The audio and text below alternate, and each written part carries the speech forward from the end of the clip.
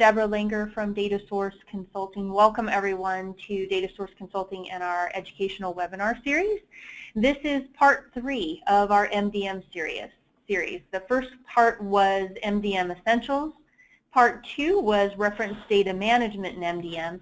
And now we'll be covering social MDM, which, as the title says, it is the next logical next step. So want to welcome Solomon Williams, our MDM practice lead, who will be taking us through the webinar today.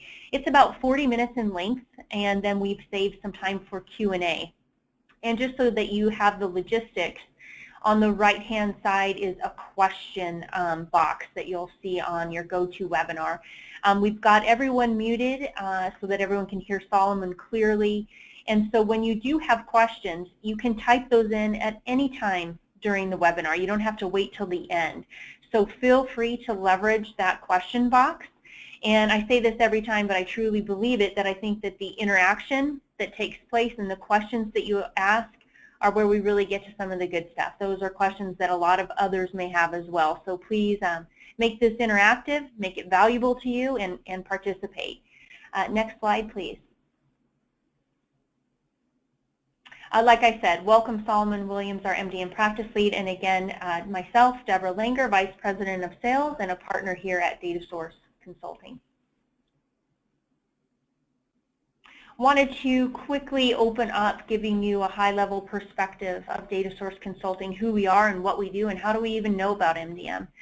So Data Source Consulting, we're a consulting company that focuses exclusively on enterprise data management and business intelligence. And we provide both strategic services as well as implementation services. And it's something just like the sentence there, we're very passionate about data. It's something that the company has been focused on since its inception. We're very passionate about it, and many of us are involved in board of directors and other types of organizations donating our time because it is something that we strongly believe in. So underneath strategic services, some of the services that we provide are data governance, assessments and implementations that cover people, process, and technology, roadmaps and assessments for BI, data warehousing, as well as enterprise data management and MDM, of course, program management, project plans, vendor tool evaluation and selection. You'll find all of that under strategy. And then under implementation, we have the doers. We have a significant engineering team here at Data Source where we provide data architecture, data integration, data quality, business intelligence, master data management, cloud, reporting and analytics, and data warehousing. So from soup to nuts, we can own your project from the inception all the way to the end, QA and testing. So very excited to have you all with us today. Next slide. Here I'm going to go ahead and turn it over to Solomon Williams. Hi everybody, this is Solomon Williams and thank you for joining. This is the third part in our series as alluded to by Deborah Langer, and today what we're going to talk about is social MDM. Now this isn't taking your master data management out to a party and introducing it to friends. This is really how are you going to leverage the data that's out there from a social media perspective to enrich the data that you have internally. So it really is mastering the social media content. So just as a quick overview, for those that are not entirely familiar, we're going to give you a quick highlight of master data management in and of itself. MDM is, master data management is the collection of people, processes, and technology used to manage the quality of data, data integration, data synchronization, and to a degree the business process integration required to enable the organization. So just really simply, it's not just about the data, it's not just about the technology, it's not just about the people. You need that grouping to come together in a managed form so that you can get the best data quality, the best and most efficient integration of that data, and ensuring that data gets to the consumers that need it most. And you're doing this for a reason, and the reason is to better enable the business process of the organization, to help deliver those products and services in a more efficient, more effective, and more specifically to a greater customer satisfaction level. So what are the 6 key objectives of master data management? Well, you have the who, the what, and the where. So when you look at master data in and of itself, what you're really looking at are the nouns of any business transaction. The who, whether it's a customer or a patient. The what, is it a product or service? And a where, what was the location? Is it a web-based service? Is it a brick and mortar location? Where is that service or product being acquired, being distributed from, being stored?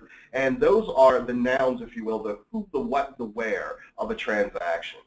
Now, the other three objectives are data quality, data integration, data synchronization.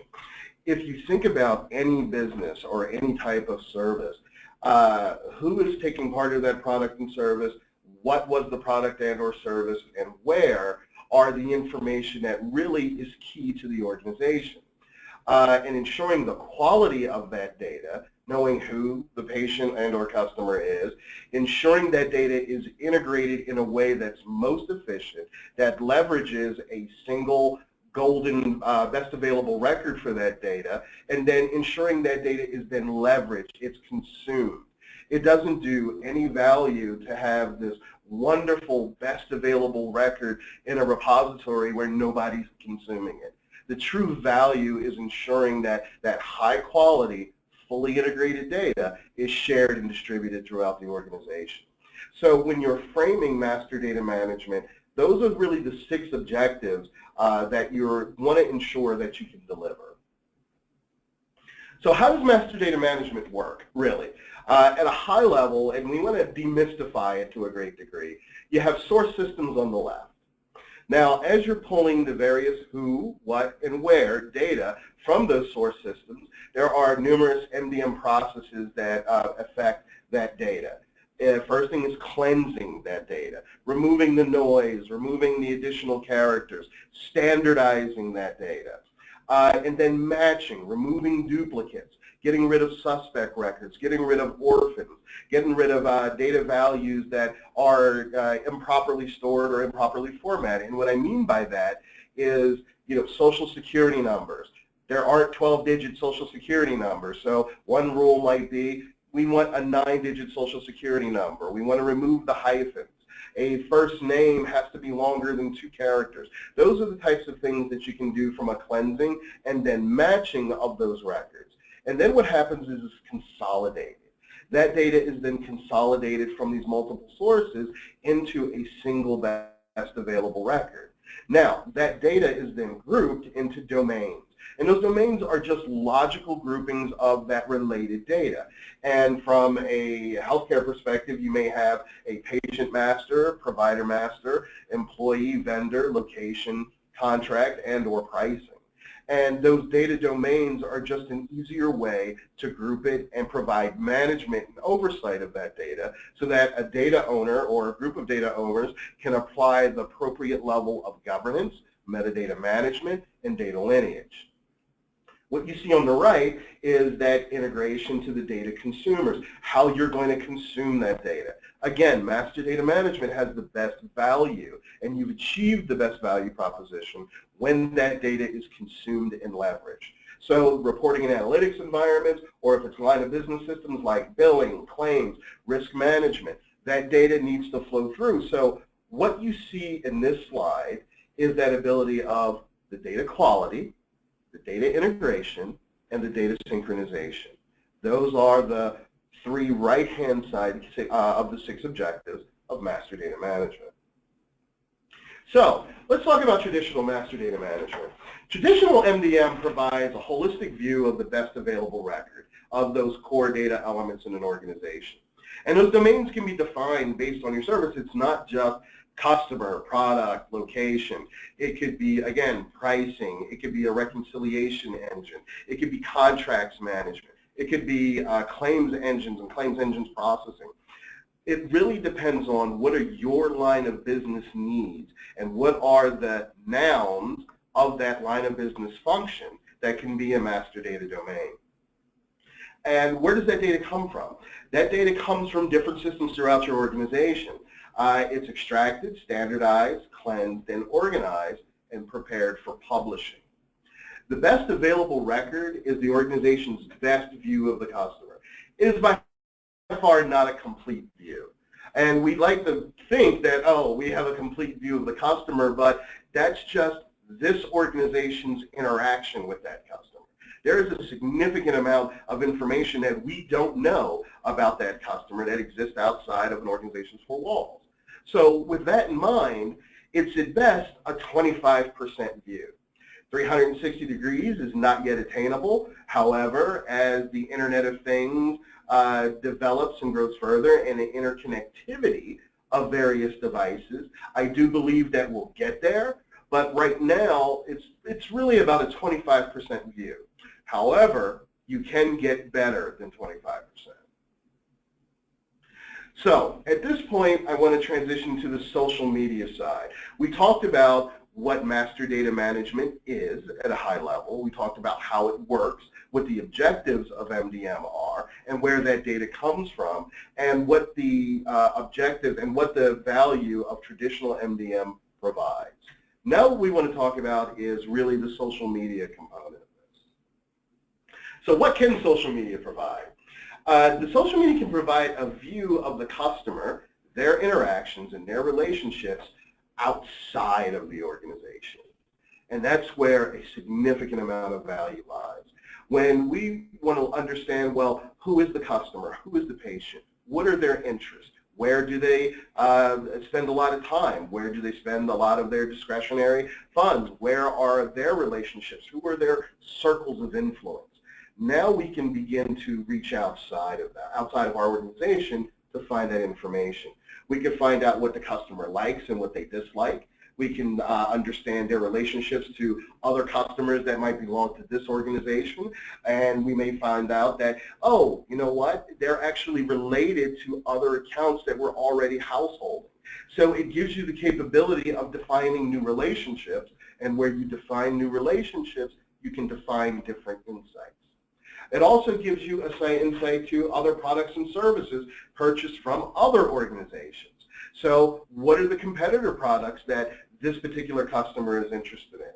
How did they go about seeing the preferences between a competitor's product and or service and our product and or service based on their opinions and the likes and the dislikes? And you'll be able to view those opinions as they're posted to these social media sites. And the beauty of this is you can get it batch. You can even get this in real time. So the social profile in and of itself is really the most unbiased perspective of the customer outside of an organization's perspective of that customer. Now, the true value of social media, particularly from a master data management perspective, is that, just a couple of quick facts here. In 2016, 78% of U.S. Americans had a social network profile. And at the beginning of 2015, Twitter had surpassed 302 million monthly active users per quarter.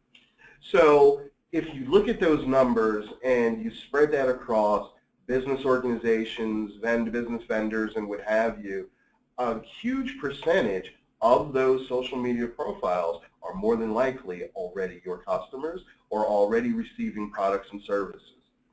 The hundreds of millions of daily users of these multiple platforms are sharing information, they're sharing opinions, they're giving influence, and they're building new relationships. And those new relationships and spheres of influence can significantly impact an organization.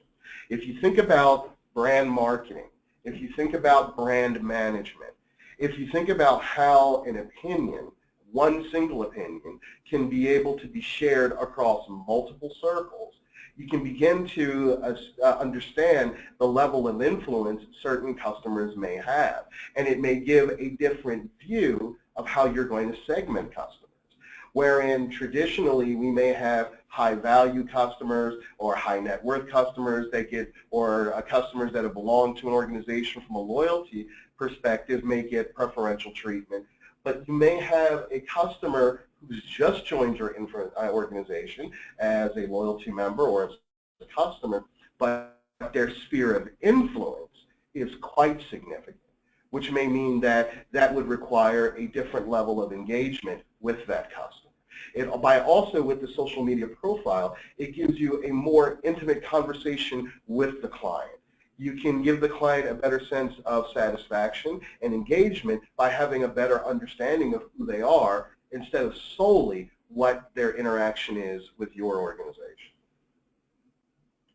So what we're looking at here is that comprehensive view of customer, wherein on the left we may have the view of what customer service, shipping, marketing, loyalty management, and billing may have. And what is that really? You have a billing and shipping address. You may have payment profile perspective. Do they pay by credit card? Do they pay by SCH? Do they pay by, electronic funds transfer? What was the last engagement we had with a customer via customer service or customer care? But then when you couple that with the social media profile, you then have, what does the customer actually like? What do they dislike? What are the things that are pet peeves or things to avoid with the customer? What are they interested in from a product or services? How do they communicate most?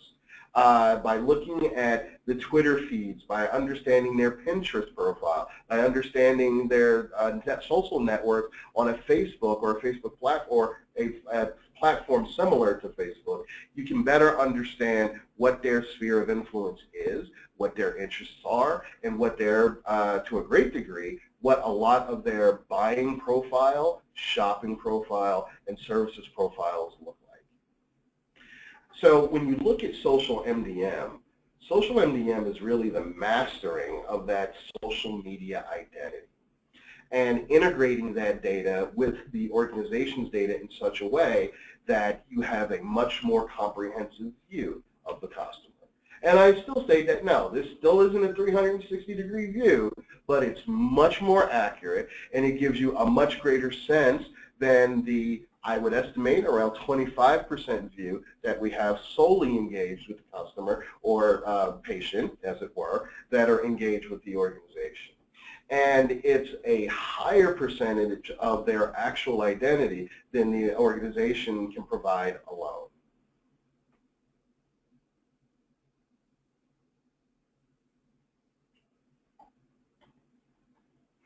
So we talked about what master data management is, where it comes from, and then we moved into social media and how social media can enrich that data set.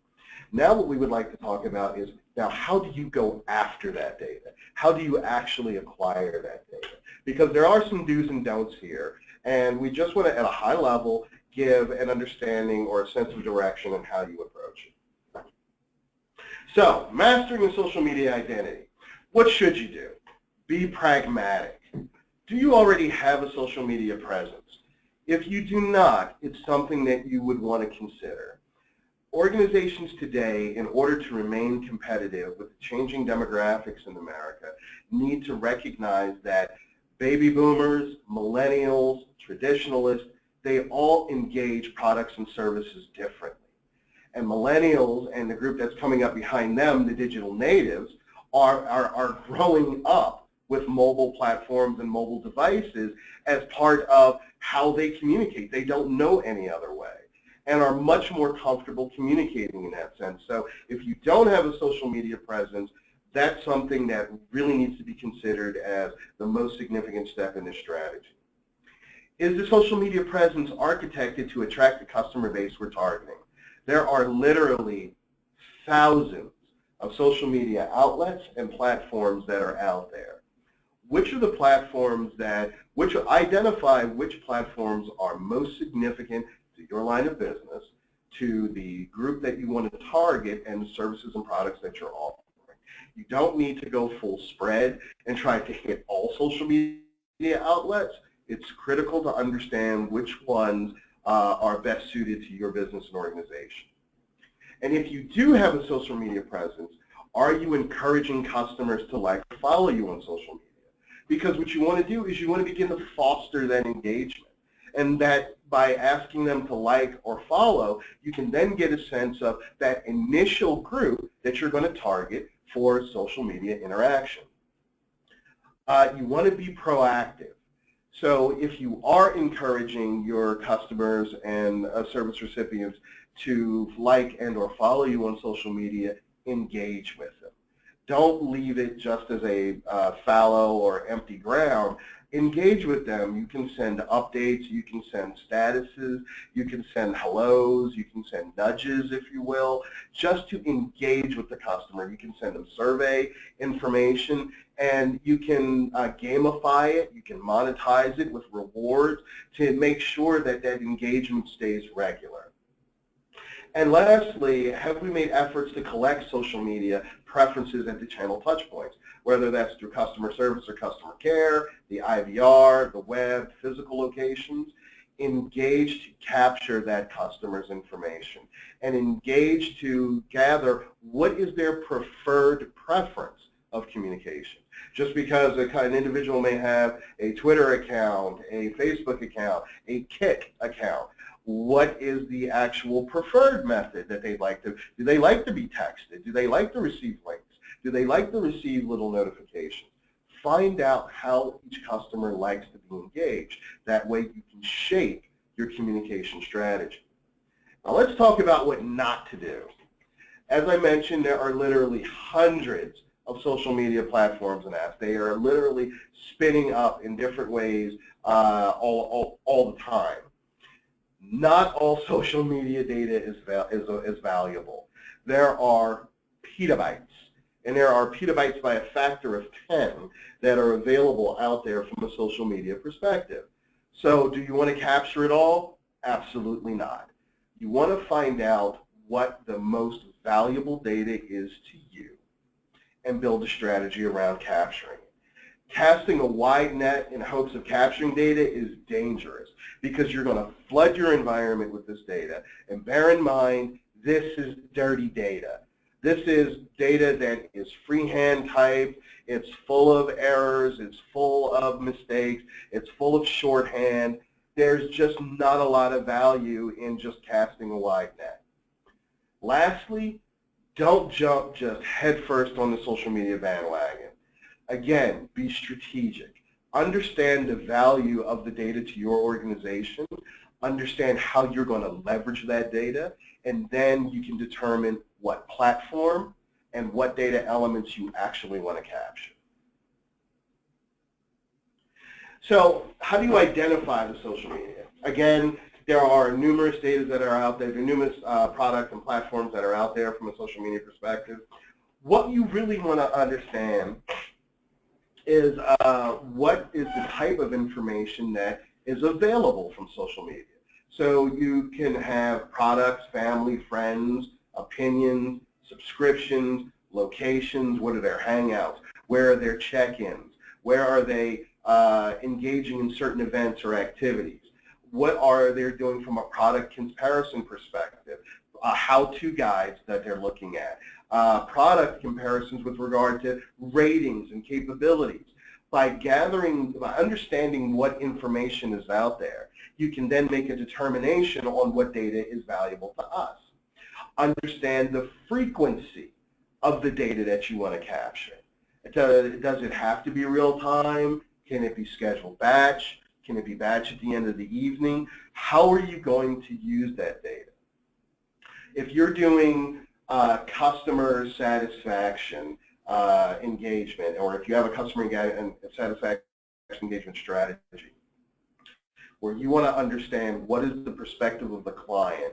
And if a client is out there saying, you know what, I bought XYZ, it's a total loser, I absolutely hate it. If you are in a brand management, brand engagement, you know, as a party to customer satisfaction, you may want to respond to that customer in real time. So you may want to have the ability to pull those statements, pull that customer's information in, wherein you can respond to them immediately. One of the best things that an organization can do is be proactive with a dissatisfied customer. A lot of where this is really becoming apparent is in the airline industry, where customers are being stranded in an airport, a flight got canceled, a flight got moved. There are a number of airlines that are actually reaching out directly to the customer, you know, says, hey, you know what, we had to move your flight or your flight got canceled for XYZ reason, and we would like to proactively tell you that we have several flight options available to you. Here's a certificate for to get a meal, or here's a lodging certificate. And customers are immediately felt like they matter. That, oh, I am a valued part of the organization because they recognize that I have been inconvenienced. And it will diffuse that almost immediately. Another value proposition to that is it reduces the call-in volume to customer care and call centers. So if you can remove the irateness or the anger from the customer, that call will immediately be shortened, because the first thing the customer wants to do is to make sure that you understand how upset they are. So it may take you 3 to 5 minutes of the customer just venting before you're actually able to provide solution options. Wherein if you could reduce that 3 to 5 minutes across numerous customers, that call center rate drops, it reduces. So it gives you a better methodology and a better way of managing customer perspective and customer feelings, and making them really feel that they matter, and your customer satisfaction scores generally improve as a result. One of the things that is most significant as well is ensuring that the social media data that is being brought into the organization is governed by the existing governance processes. Again, how is this data going to be captured? Where is it going to be persisted? How is it going to be used? All of the decisions that are made around the internal and external data that are brought in from line of business systems, enrichment, regulatory, you need to have a decisioning process around social media data as well. How is it going to be governed? Who's responsible for it? Does it get grouped into a particular domain, or is it managed as a separate domain? Those data management decisions are critical, and they need to happen as well. Tapping into the social media data lake. And I use this term because it really is a data lake. And what I mean by that is there is a large volume, a large body, if you will, of data that's out there that spans the spectrum of type, structure, format, whether it's, you know, pictures, images, whether they're music files, word files, whether they're freehand text. It really is a lake of data. And tapping into that lake requires some understanding, again, of what are you using this data for, how are you going to be bringing it into the organization, frequency management, how are you going to cleanse it, how are you going to sanitize that data, how are you going to integrate it. Understanding that, as you can see in this particular image, you have some data networks that are better for delivery of notifications and confirmations, which may go from, which may come or go to order entry, such as PeopleSoft or Salesforce. Coupons and certificates, which may come from their marketing organization. Product evaluation, images of what they're interested in, other communications with other social platform members and relationships are another area. And again, order fulfillment and billing, sending notifications, confirmation, those are some of the use cases that these various social media platforms and integrations can leverage. Understanding what is the customer's preferred social media platform, and then leveraging that from the organization, again, to engage the customer. So tapping into that social media data lake is really driven to a great degree. What is it that you're trying to accomplish? What is it that you want to communicate and share with the customer and or patient? How you're going to leverage that information internally, and who's going to own it. So who's going to own that integration of communication. Thirdly, capturing the relevant social media data. Again, not all social media data has value. What are some of the key aspects that we would want to capture? The social media ID, the relationships between the individuals on the network and what those relationships are, locations, hangouts, check-ins, preferences. Where are the events that this individual may take part in, and how often they frequent it? Do we have a store there? Do we have a location near there? Can we send a coupon because we have a location nearby? Product interests. What are the other products that may not be ours that a customer is interested in? How can we leverage that information with complementary products and services? Maybe we want to consider offering that product and service. So that upsell, cross-sell functionality, capability is also there. From an order entry perspective, the internal data, we already have the full name, the account number, billing, shipping address, and existing product or service purchases. That information being combined in the Master Data Hub, again, and then being shared to customer care, product development, marketing, and then back out to other social media platforms, is that life cycle that shows that by capturing this information, not only do we have a better sense of how to engage with this product and or service recipient, our customer, but also how we can better and make more efficient the internal processes to gather more customers, to make more value through cross-sell and upsell, to protect the brand, to do more brand marketing. All of those things are driven by combining that social media data with the internal master data. So, what I want to talk about here, and I'm not going to dive too deep down into this, but I just want to show you at a high level what a reference architecture might look like with regard to capturing social media reference data. So what you see on the left over here are some of the sources where you might be pulling data, internal as well as the social media, and the data streaming engine itself. Now, the data streaming engine itself, it works in two parts where you have a scraper that is going to pull the information from the platform itself, and then the second part is that how that information is structured and formatted for consumption into your data architecture stack. The data streaming engine in and of itself is really leveraged for real-time, can be leveraged for real-time integrations. It also can be scheduled batch. It doesn't have to be real-time. But there are numerous data streaming engines out there, and I'm not going to go into a deep dive of what it looks like, but I just wanted to illustrate that that data streaming engine, whether it's done for real time or it's done in scheduled batches, you do need a component in that integration layer to make connection to those social media outlets. It is something that is going to be required to pull in that can manage the volume of data, the frequency of that data, and being able to connect with various adapters, so you're not trying to build directly to the APIs or build those direct adapters to those multiple social media platforms that are out there.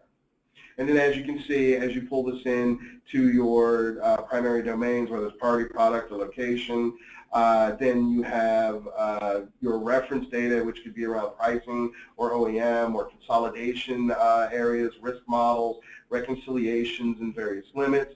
And then you have, at the very bottom, the transaction level detail and that source data store of where any other non-master, non-reference data goes. And then with an integration layer in the middle, and then again how it gets consumed, whether it's into a data warehouse, then another integration layer, and into the marks.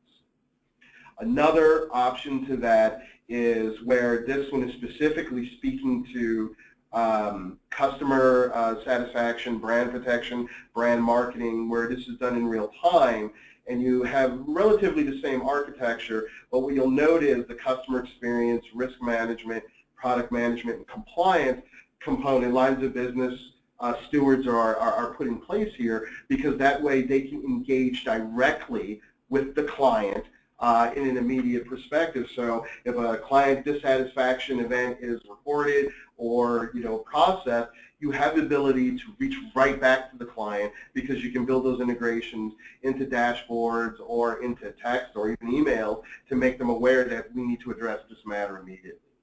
There's not a significant difference between the architecture in and of itself, but this is just called out to show that you can build those integrations directly to the line of business managers, so you can have that bi-directional communication directly with the client or the customer with regard to a particular event.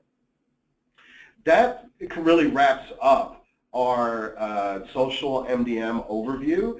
Again, we just wanted to give a high level of what master data management is, what the social media data is, how it can be brought together to enrich your view of the customer, how at a high level that architecture may work. I really hope you found it informative.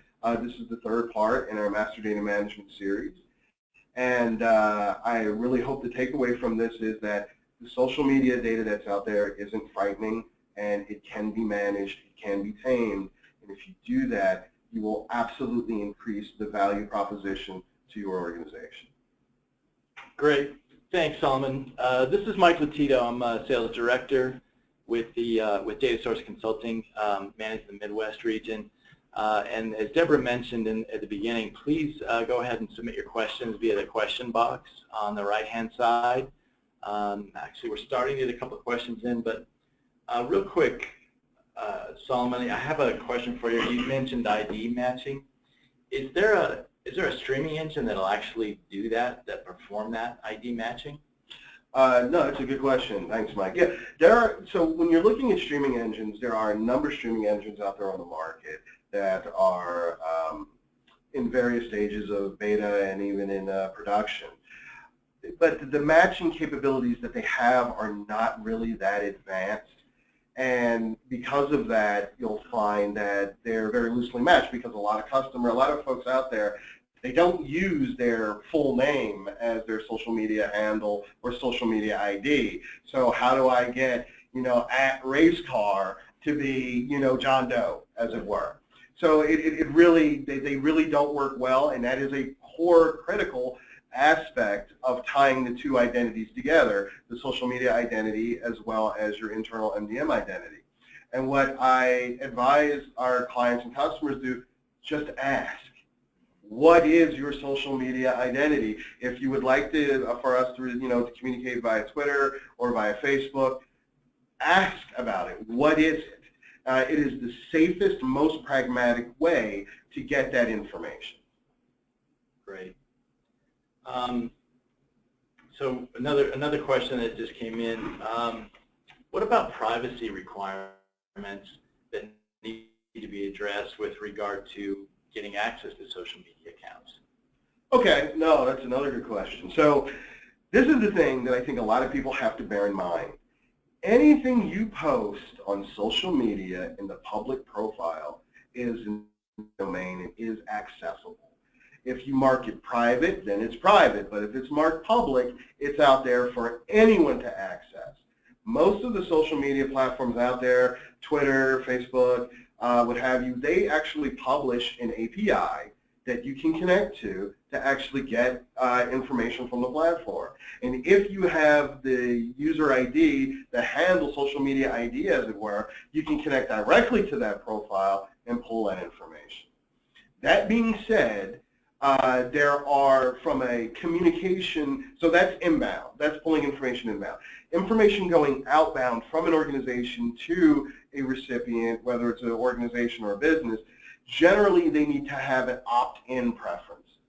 So they have to opt into receiving information and to communicating with an organization with that regard. Now, it varies from state. There are some federal rules around it, but it does vary from state to state. And I would absolutely, absolutely recommend that you become familiar with your state's opt-in requirements and how you need to manage those preferences.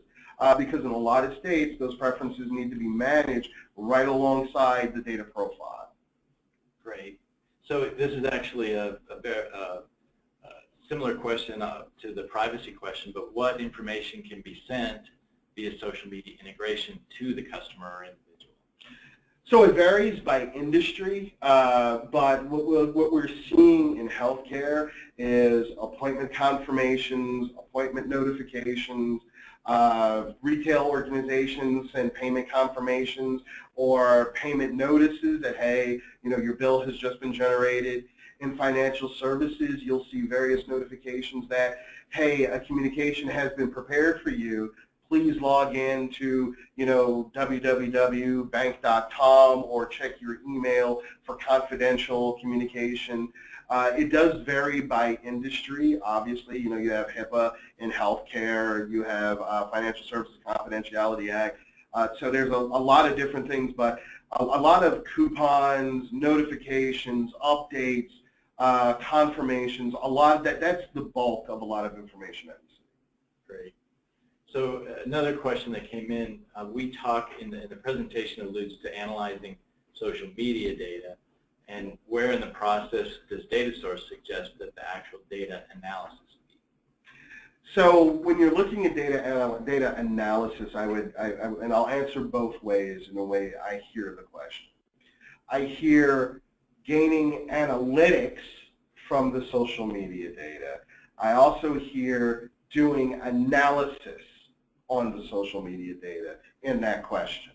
So the analysis component of that data would happen immediately after ingestion, where you would want to do some profiling of the data, do some data quality remediation, understand some of the looser data quality rules that you can define to help cleanse and standardize that data before it gets to the MDM hub.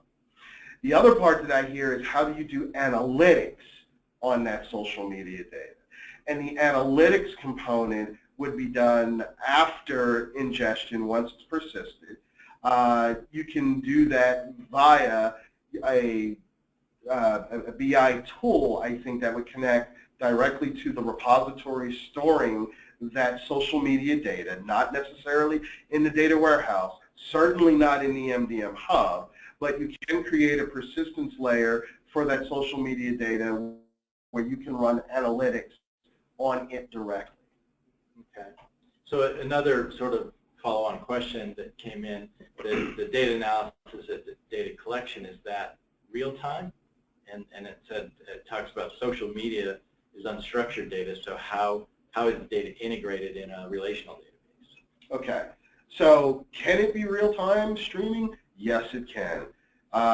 If you're using in-memory database and you are doing your query analysis on that real-time data, then there's not necessarily a need to persist it. But you can still stream data into a repository for querying and analytics. It's, again, understanding what data do you want to capture. So to a great degree, it is unstructured, but through the streaming engine, by bringing that data in, you can actually define a mapping and map that to whether it's an XML file or directly to a relational table as an output of the streaming engine to do query analysis or run analytics against. And whether you then convert that XML file into a relational table or you bring that data directly in, again, and through the mappings created through the streaming engine, then write that to a relational table, you will have an understanding of what data you're selecting. And then the streaming, so the streaming engine does a great deal of that parsing for you to bring it into a map, to align that to a mapping, and then write that to a relational table. Great. Okay. And I think that's it for now, Solomon. We really appreciate your time today. Again, everyone, Solomon Williams is our Master Data Management Practice Lead here at DataSource. And I just wanted to remind everybody of a couple of things. So first of all, you who are present today and those of you that have attended the previous series in our MDM webinar series, you'll get links to the recordings. If you're unable to attend all three, you'll get links to those. Those will be coming out shortly. So the first webinar was our Essentials of Master Data Management. The second one is Reference Data Management, and then again this last one, Social MDM. So we'll be sending out a link so that you can see those recordings if you happen to miss one of those. Secondly, I want to let everyone know that shortly we'll be sending out an invitation to one of another upcoming webinar series on data governance. So we will get those invitations out in the next month or so. We're just finalizing those presentations, so we'll get that data governance webinar series information out to you shortly. So Anyway, thanks everyone for your time today. We really appreciate you spending time with us. Solomon, again, thanks for your time. Digital natives, I love that term. So anyway, thanks everyone. Have a great rest of your day. Take care. Bye-bye.